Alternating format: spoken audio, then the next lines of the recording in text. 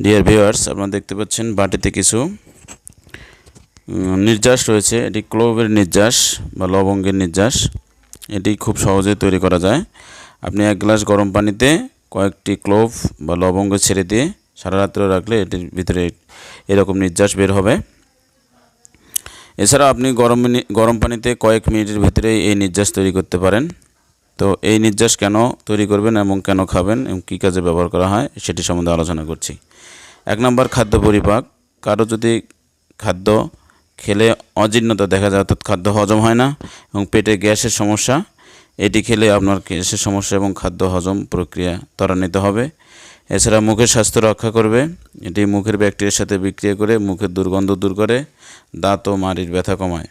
এছাড়া এটি অ্যান্টিঅক্সিডেন্ট হিসেবে কাজ করে, শরীরের ফ্রি রেডিক্যালের হাত থেকে কোষের ক্ষতিকে রক্ষা করে এবং দীর্ঘমেয়াদী রোগ থেকে শরীরকে রক্ষা করে। এছাড়া শরীরের প্রদাহ বা ব্যথা কমায়।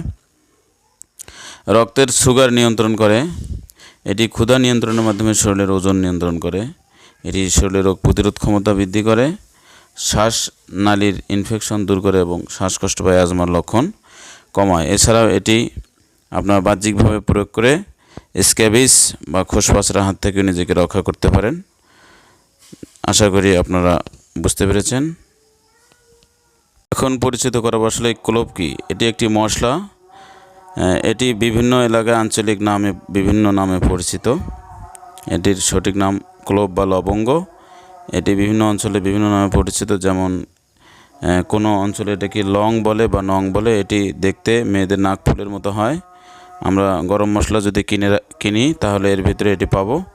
খুব সহজেই বিনা খরচে আমরা এই ক্লোভের যে পানি, ক্লোভ ওয়াটার, এটি আমরা কিন্তু বাসায় তৈরি করতে পারি।